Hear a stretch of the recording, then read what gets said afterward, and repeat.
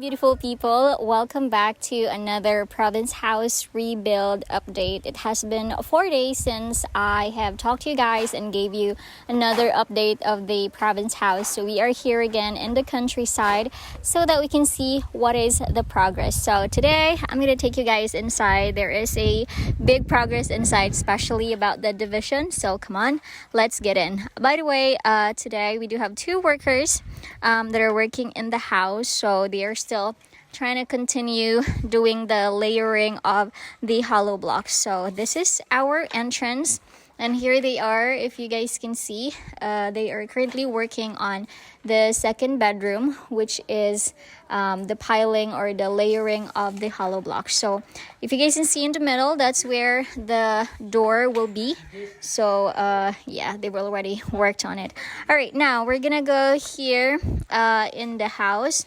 This is where you guys can see my main bedroom. So if you guys can take a look, they've already started layering the hollow block as well. I know last time I have talked to you guys, we were having second thoughts as to where should we put the door. So originally it was here, and then it wasn't a very good idea because it's gonna bang into the concrete pillar that you guys can see over there. So he suggested to put it over here, and this is how it looks now. So quite happy. You guys can see now how is the layout and how is the inside of the house will look like. So come on, let's get inside my bedroom. So this is how it is. It is very messy right now, as you guys can see, okay? So please bear with that. We're gonna, clean everything, of course, and remove everything and make sure that everything's clean and so on once they finish the plastering, once they finish putting everything else. But anyway, here in this side, you guys can see that I do have my window. It is definitely adjacent to the window that we have in the living area, and it's the same size as well. So right now, I do have 1, 2, 3, 4, 5, 6. I do have 6 windows around the house. I do have 2 little windows in the toilet area as well, so that we have some fresh air coming inside. So originally before, for the main house, I only have about 5 windows, I believe. But because we have the second bedroom over here and that we've extended the living area, I decided to put another window. So we're gonna have to do some window shopping soon. Anyway, so this is how it looks, by the way, guys. And if you look over here, this is still my main bedroom. Look at my new cabinet. It has been destroyed. There was a lot of damage because the water got inside the house and everything got wet. So I'm not sure if we can save this one. That's too bad, because few days before the typhoon hit, I got this cabinet and I really love this one. Bro helped me to get this, and this was the last piece that they had in SMC side. So I'm not sure if we can still save this one. Hopefully we could. All right. So if we look over here, this was where I actually put my couch, my lazy couch in this area. This is the toilet.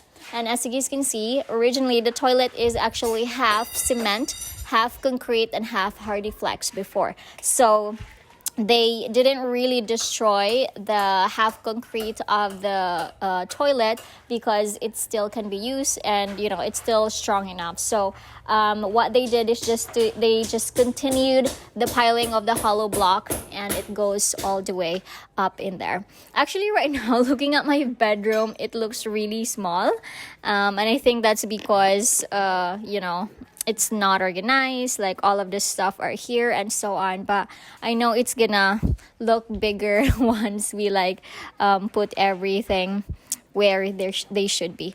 Okay, so let's go to the toilet. This is my kitchen. It's coming along nicely. They have plastered this area already, all the way going there. And then here we're gonna take a look here in my bathroom area. Okay, it is over here.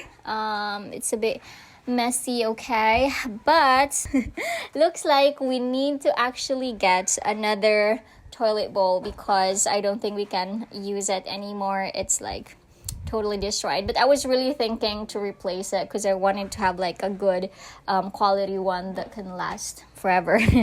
All right, so here in my toilet, again, this was originally half concrete, half hardy flex, right? So what the builder suggested to me so that we could still use these tiles, they did not really destroy the tiles, but instead they just decided to tile or layer a hollow block from the outside, from the outer part of the main toilet. And then they just like have this, look, we can put some stuff in here, like we just have the shelves over here, so we can put like soap, shampoo, whatever, and then they just extended it all the way there. So that's a very good idea, so that the tiles won't be wasted. But I feel like if they actually destroy this one, this will be like much more spacious, right? So that's okay for me. The toilet is already big anyway, you know, so that's totally fine. So here again in the bathroom area, we do have 2 windows. We have one over here and one over there on the other side as well. So we don't need to put on an exhaust, or what do you guys call it? Yeah, so that we could have fresh air getting in the toilet. So that is pretty much it about the house, guys. By the way, on this side, you guys can see they've already plastered here in the living area, here in the kitchen area as well. So I was talking to an electrician the other day, and we were trying to agree for a price. How much are we gonna charge him for the electrical of the house? So yeah, right now we really have to make sure that, you know, we have a lot of sockets, we have a lot of plugs around the house, because I feel like the house right now looks really big. I don't know why. I think it's just because the ceiling is super high. But yeah, so far everything's coming along nicely. I'm quite happy. In the next few days, Tom and I might be going electrical shopping. So yeah. We need to replace everything. I've talked to him and he said that we cannot use the wire that we used before because obviously it has been damaged. It's got maybe water into the wire and so on. So it's not really safe to use that anymore. What we're gonna do is to really like replace everything. So crazy. But yeah, slowly but surely, we will be able to finish the house pretty soon. So hopefully maybe in the next few weeks we can already transfer here, and that's when we can start our adventure. Alright guys, so that is it about the current update of the house. I'm gonna keep coming back here, of course, and give you guys another update. But for today as well, I want to share with you, because I think there are some of you that are asking that how much did I spend so far for the house. So I will be sharing with you guys the house expenses. Of course, I kept track of all the expenses that I was able to spend for the house so far. We are going to start with the roof, right? Because that was the very first thing that we had to save, because all of the things are still inside the house. So first is we're going to talk about the roof. Now, if you guys can see right now, the roof has been installed. It is totally done already. And initially, I decided to hire a builder, and we talked about the price and his labor. So for the roof and the 12 concrete pillars, it was actually for a package labor. So he did give me all of the list for the materials that will be needed for the roof and for the concrete pillars as well. So pretty much, as you guys can see right now, the house is now going to be made of concrete. So for the roof, I was able to spend 68,000 pesos. So that's just only the rib star roof that is color brown that you guys can see on my house right now. That also includes the metal fascia, the white one that you guys can see on the sides of the house, and that includes the gutter as well. So the gutter is the brown one as well that you guys can see on the sides of the house. Aside from the roof, of course, I had to pay for the labor. So the labor is already including the concrete pillars, and of course the installation of the roof as well. So you also have the option to actually hire from the warehouse where you got the roof, but for me, I just decided to go with the same builder that I did agree that will do my roof anyway. So for the labor of the concrete pillars and the roof, that cost me 60,000 pesos, and I know that's quite a lot, right? But yeah, learned my lesson. Anyway, so aside from that, of course, I also needed to get some materials for the roof. So that includes sand, that includes cement, a lot of cement because we had to do 12 pillars. That includes a lot of metal, so metal rebars, flat bars, furlins, and so on. There's been a lot of metals that we had to get. It was pretty heavy getting it from the city all the way here in the countryside. I decided to really get it from the city because it's quite a lot, and I know I could save up a lot if I will get it in the city as compared to getting it here in the countryside. Everything is going to be made of metal already. If you guys will see, or if you guys will look at the ceiling of the house, you guys can see it's all metal. And for that actually cost me 75,000 pesos. Yes, metal is quite expensive. I'm not sure if that's because, when we started doing the roof, Typhoon Odette, it was after Typhoon Odette, right? So I think the price significantly went up high because of the demand from the people, and I think there's not much supply since there's some issue with logistics because the airport was destroyed as well, and there's not much like ship that is going to Cebu. So yeah, it was quite a lot, 75k for all of the metals that I needed to get. Aside from that, I need to hire or rent a truck that will deliver everything. Of course, it wouldn't fit into Ruby. So I think it was 3 times that we had to drive from the city going here in the countryside to like just get everything here. That includes getting the roof as well. So for the truck rent, I was able to pay 5,000 pesos. So if we are going to total the roof cost, the labor, the truck, and the roof materials, that actually cost me 208,000 pesos. It is quite crazy, right? It's quite a lot, but I know that these materials that we are using now is going to be strong and hopefully could withstand another storm. Now we move on to the wall. So as you guys can see right now, we are currently working on the wall around the house, and again, we're not using any wood anymore. Everything's gonna be made of concrete and metal.